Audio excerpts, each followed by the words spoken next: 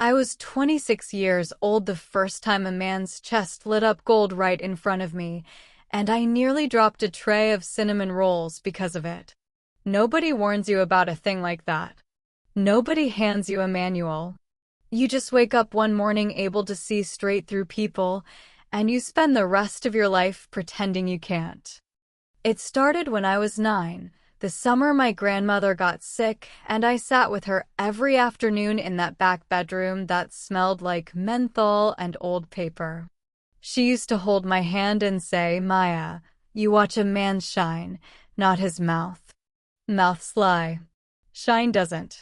I thought she was talking in riddles the way sick people sometimes do. Then, 2 days before she passed, I looked at my own father standing in her doorway, and I saw it. A thin ring of light around his chest, dull and gray, flickering like a candle somebody kept trying to blow out. He was standing there telling her he'd take care of everything, that she didn't need to worry, and the whole time that gray light kept twisting like it wanted to escape his ribs. He was terrified. He just didn't have the words for it. That was the first time. It wasn't the last. By the time I was in my 20s, running my grandmother's old bakery on Main Street in Cedar Hollow, I understood the shine well enough to trust it more than I trusted actual conversation. Gold meant something warm and honest, something a man wasn't ready to say out loud yet. Silver meant nerves, the good kind, like a man standing at the edge of something he wanted badly enough to be scared of it. Gray meant fear dressed up as calm. And the one I hated most, the one that made my stomach turn every single time, was that flickering static color, somewhere between blue and black, that showed up on men who were lying so well they'd started believing themselves. I never told anybody about it. Not my mother, not my best friend Callie, not one single soul in that whole town. You tell people you can see feelings glowing out of a man's chest, they either think you're playing games or they think you belong somewhere with soft walls and locked doors. So I kept it to myself and let it quietly run my whole life. It told me which boys in high school actually liked me and which ones just liked being seen with me. It told me which customers were about to complain before they even opened their mouths. And for 6 straight years, it told me to stay far away from Dylan Marsh, which turned out to be the one piece of advice I should have followed a whole lot sooner than I did. The morning this story really starts, I was up before the sun, same as always, elbow deep in dough with flour on my forearms and radio static filling the kitchen because the bakery's old radio never quite found a clean signal. My mother was in the front room going through the books at the counter, glasses pushed down her nose, coffee going cold beside her. She didn't look up when the bell over the door rang. "We're not open for 20 minutes, she called out. "I'm not here to buy anything," a man's voice said. Calm. Unbothered. The kind of voice that already assumed the room belonged to him. I wiped my hands on my apron and stepped out from the kitchen, and there was Dylan Marsh standing just inside the door in a jacket that cost more than our monthly gas bill, hands in his pockets, looking around the bakery like he was pricing the walls. And right there, plain as day, that same static blue-black shimmer sat around his chest, flickering the exact same way it had flickered every single time I'd seen him since we were teenagers. "Morning, Maya," he said, smiling the smile that made half the women in this town forget their own names. "Your mother around?" "I'm right here," my mother said, closing the ledger a little too fast. Dylan's family owned half of Cedar Hollow. Not the parts people admired, the parts people owed money to. The hardware store, 2 rental buildings on 3rd Street, a chunk of the bank board, and a habit of showing up right when somebody's finances started looking thin. My grandmother used to say the Marsh family collected struggling businesses the way other people collected stamps. "I heard the bakery missed last month's loan payment," Dylan said, easy as talking about the weather. My mother's hand tightened around her coffee mug. We're a week behind. Not missed. Behind. Sure, he said. I just wanted to stop by, neighborly, and let you know I might be able to help. Buy the building outright. Fair price. You two could retire the debt, walk away clean, maybe even keep working here if the new owner wanted to keep it a bakery. I watched that flickering static color pulse harder around his chest while he said the word neighborly, and I knew, the same way I'd known it my whole life, that whatever Dylan Marsh was offering had very little to do with helping anybody but Dylan Marsh. We're not selling, I said. He looked at me like I was an employee who'd wandered into a grown-up conversation. Nobody's asking you, Maya.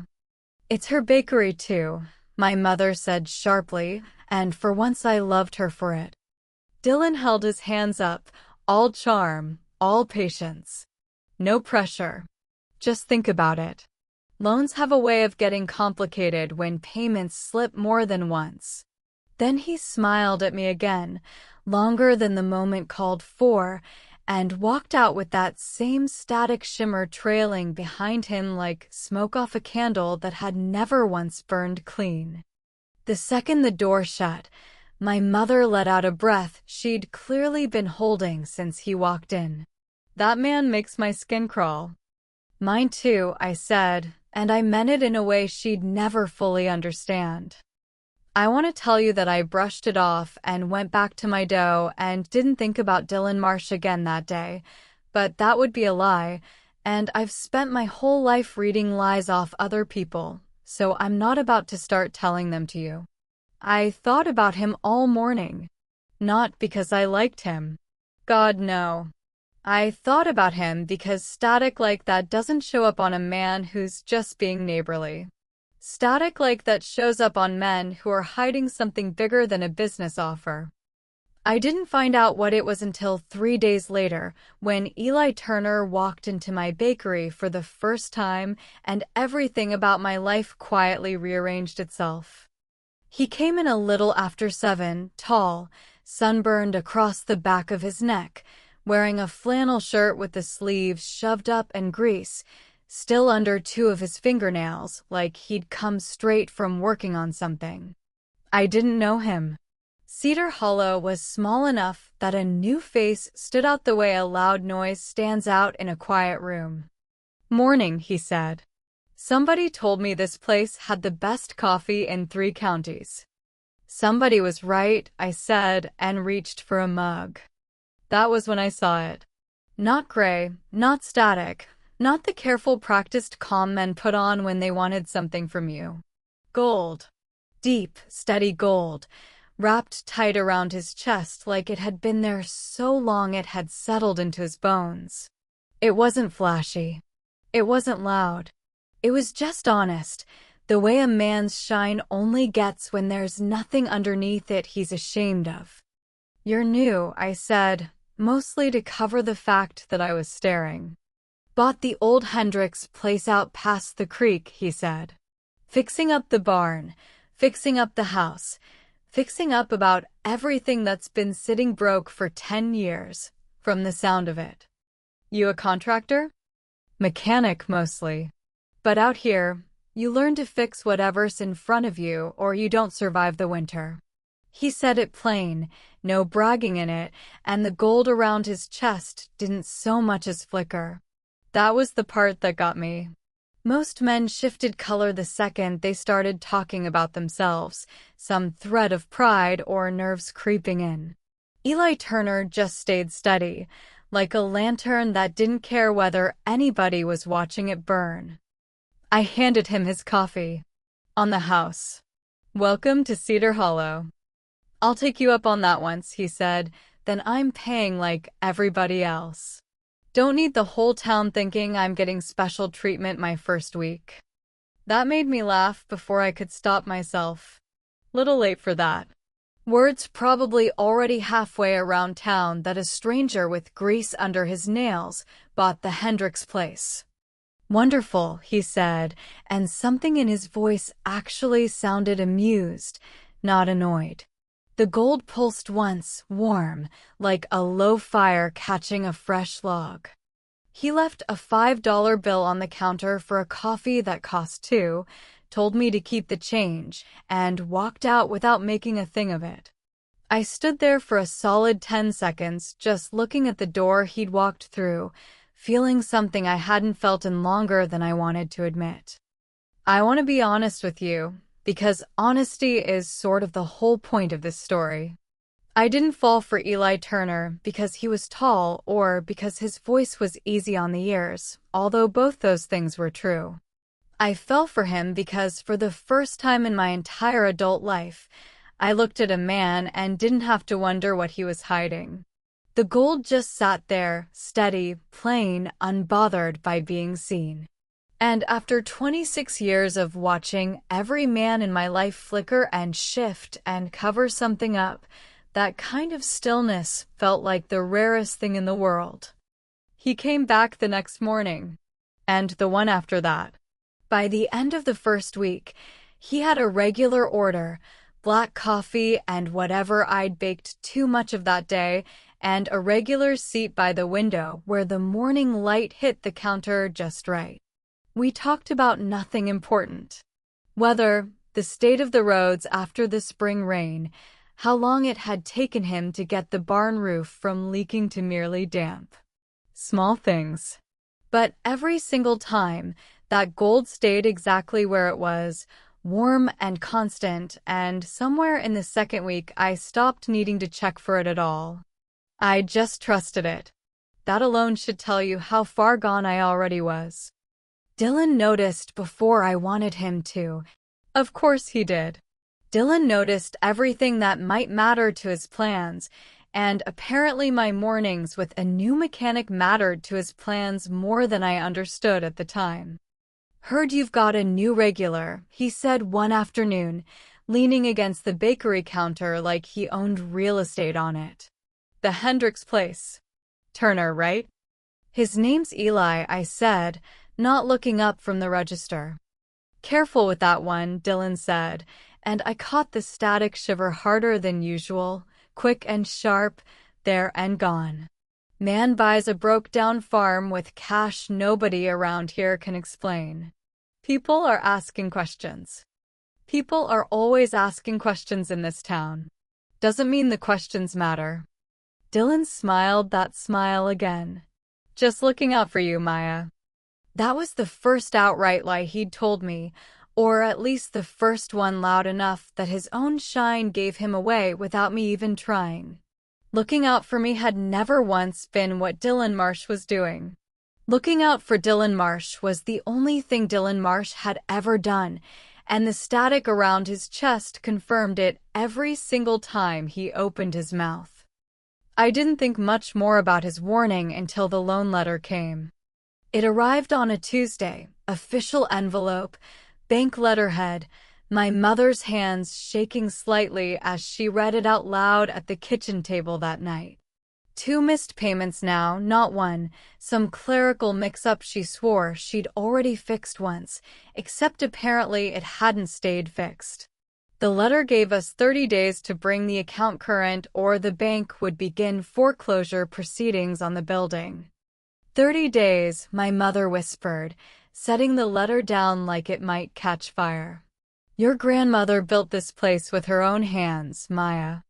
I sat there staring at that letterhead, at the tidy official language designed to make honest people feel stupid and small, and one thought kept circling back no matter how hard I tried to push it away. Dylan Marsh sat on that bank's board. Dylan Marsh had walked into our bakery 3 days before the first missed payment ever showed up, offering to buy us out, neighborly as anything, right before our account somehow started slipping in ways my mother swore she hadn't caused. I didn't have proof. I only had static. But static, in my experience, doesn't lie. I told Eli about it 2 mornings later, mostly because he asked why I looked like I hadn't slept, and because somewhere in those 2 weeks I'd started trusting him with things I usually kept locked up tight. He listened without interrupting, elbows on the counter, coffee going cold in front of him, and when I finished, he didn't say anything for a long moment. "You think Marsh is behind the account mix-up," he said finally. Not a question. A statement he was letting me confirm. "I don't have proof," I said again, because saying it out loud felt safer than saying what I actually believed. "Doesn't mean you're wrong." He turned his mug slowly on the counter. "I dealt with men like that before I came out here. They don't break the law. They just bend everything close enough to it that regular people can't tell the difference until it's too late." "You sound like you've got history with somebody like him." Something crossed his face, quick, and for 1 second the steady gold around his chest dimmed just slightly, not into static, nothing like Dylan's flicker, just a shade darker, like a cloud passing over a fire without putting it out. "I do," he said. "Long story. Short version, I used to work for a man who did exactly what you're describing to a business my family had for 30 years. I watched it happen from the inside before I understood what I was watching." "What happened to the business?" "Gone," he said simply. "That's part of why I'm out here now. Wanted a place nobody could quietly take apart from the inside." He looked up at me then, steady again, gold settling back into itself. "I'm not going to tell you what to do about your bakery, Maya. But I will tell you this. Men like that only win when nobody's paying close enough attention to catch the pattern." You start writing down every single thing he says and does around this place.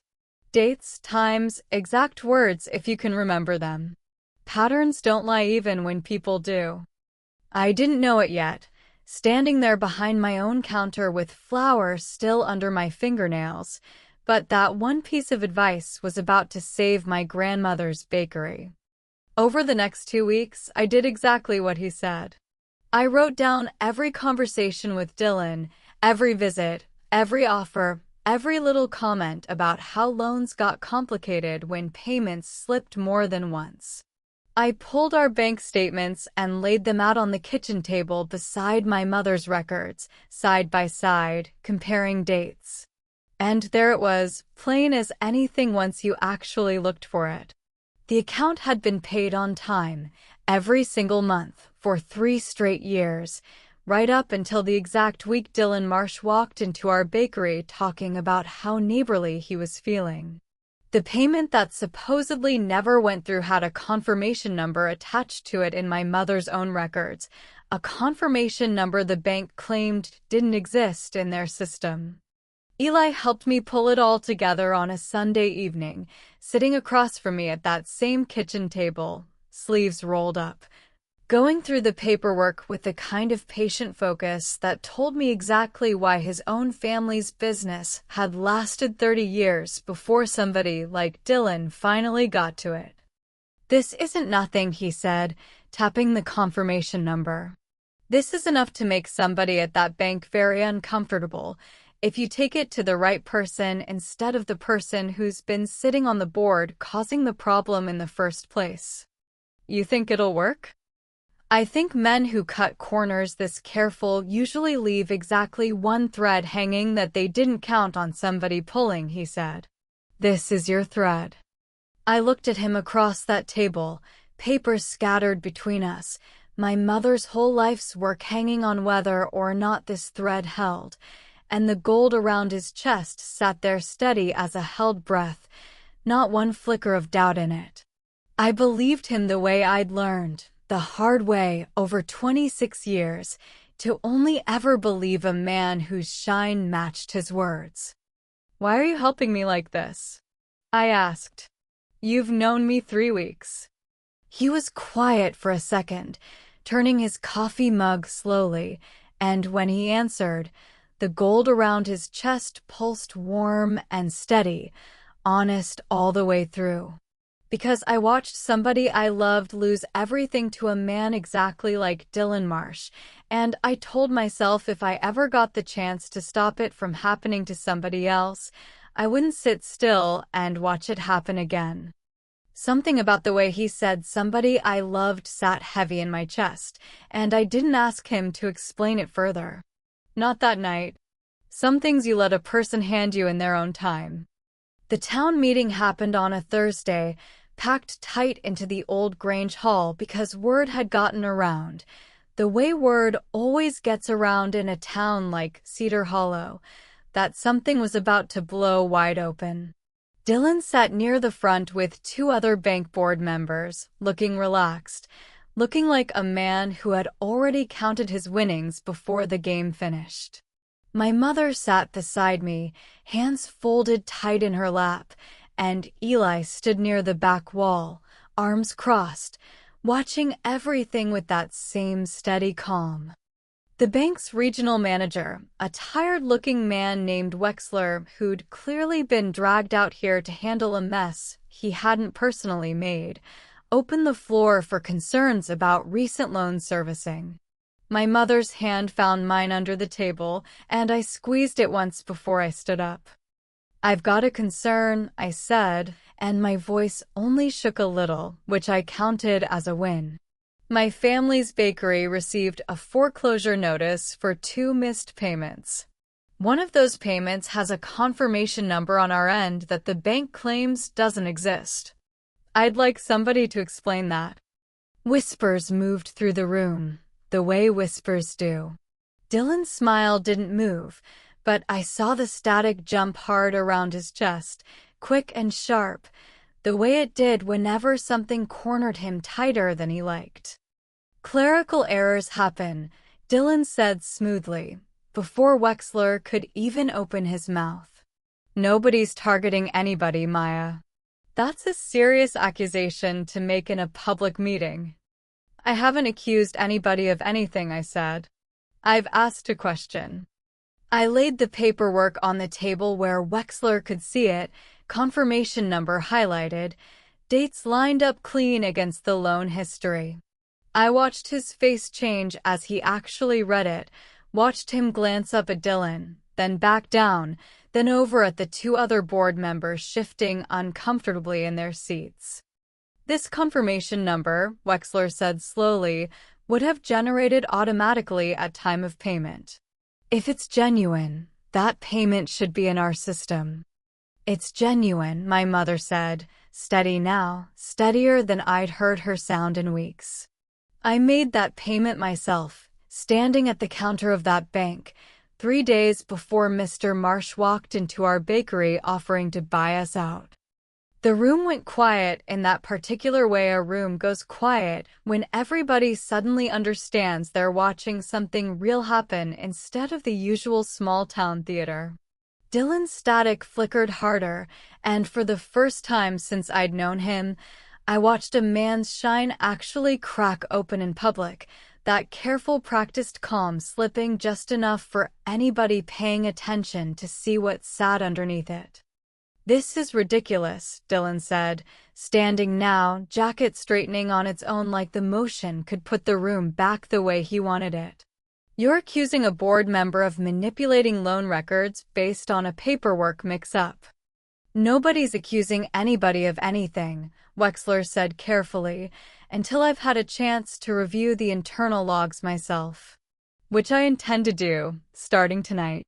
He looked at Dylan for a long moment, and something passed between them that had nothing to do with me or my bakery and everything to do with however many other quiet mix-ups had happened around this bank's board over the years. "Mr. Marsh, given the nature of this concern, I think it's appropriate you step back from anything related to this account until the review is finished." Dylan opened his mouth, that easy charm reaching for words that would smooth the whole room back over, and for once nothing came out fast enough to matter. He looked around at the faces watching him, static shivering hard and open now, visible to me in a way I almost wished I couldn't see, and he sat back down without another word. It took 11 days for the bank's internal review to confirm what I already knew. The payment had gone through exactly when my mother said it did. Somebody with access to the account had flagged it as unprocessed the same week Dylan made his offer. A keystroke here, a note there, small enough to look like human error, deliberate enough that once somebody actually traced it, it couldn't look like anything else. Dylan resigned from the bank board before they could remove him. He never admitted to a thing outright, not in so many words, but everybody in Cedar Hollow understood exactly what had happened, the way small towns always eventually understand exactly what happened, whether or not anybody says it out loud.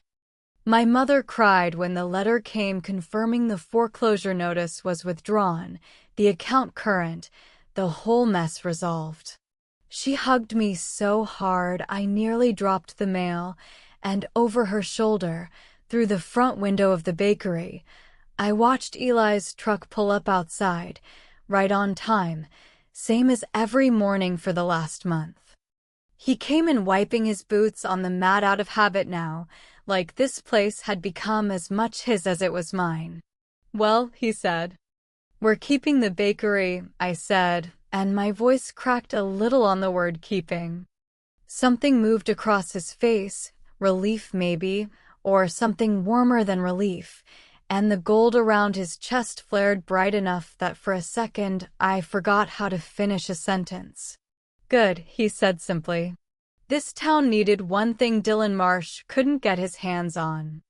My mother, God bless her, took one look between the two of us and suddenly remembered she had inventory to check in the back room, leaving us alone at the counter in a bakery that smelled like cinnamon and fresh coffee, and every single morning I'd spent falling for a man without fully admitting it to myself.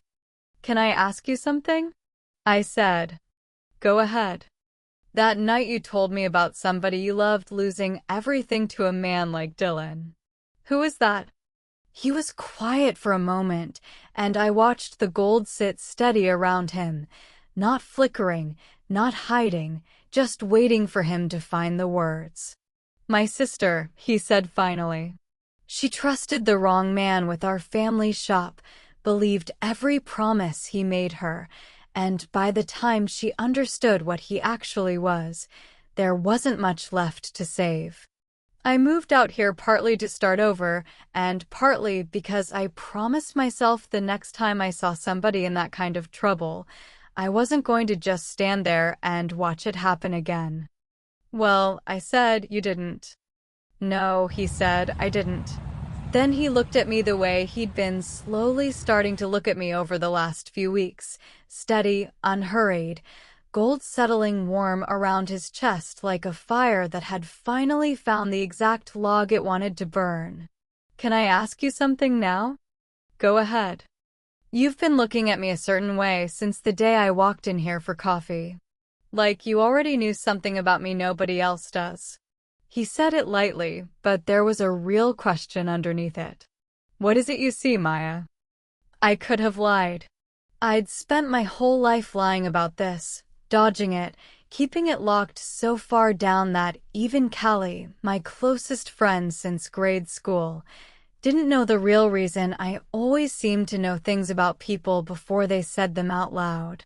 But I looked at Eli Turner standing in my grandmother's bakery, steady gold wrapped around him like it had been there his whole life, waiting for somebody to finally notice it, and for the first time, I didn't want to lie.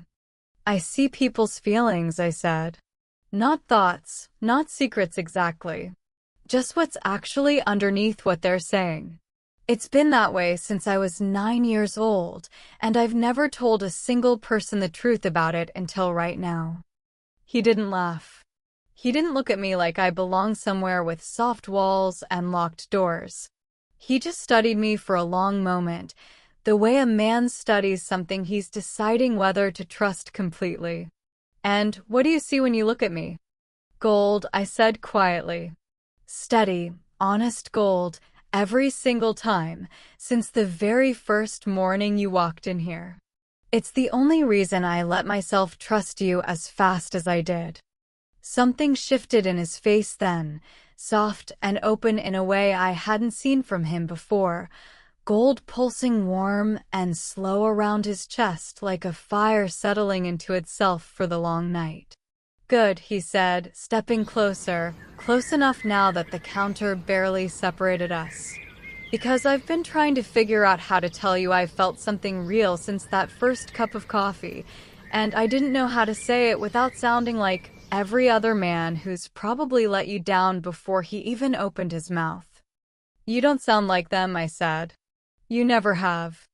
"Good," he said again, quieter this time, and when he reached across that counter and took my hand, the gold around him didn't flicker once, not for one single second, steady all the way through, exactly the way it had been from the very first morning. Exactly the way I finally understood. Standing there in a bakery my grandmother built with her own two hands, it was always going to stay. We got married the following spring, right there in the bakery, tables pushed back against the walls, my mother crying through the whole ceremony. Half the town packed in tight enough that somebody knocked over a display of fresh bread and nobody even noticed until after the vows were finished. Dylan Marsh moved out of Cedar Hollow within the year, chasing some new opportunity 2 counties over where nobody yet understood the particular color of his shine. I never saw him again, and I can't say I miss the static one bit. These days, I still stand behind that same counter most mornings, flour on my forearms, coffee brewing, watching the door for regulars whose feelings I've long since learned to read without even trying anymore. And every single morning, right around 7, the bell over that door rings and Eli Turner walks in wiping his boots on the mat, steady gold wrapped around him exactly the way it was the very first day, exactly the way I trust it always will be, for as long as I'm lucky enough to keep looking.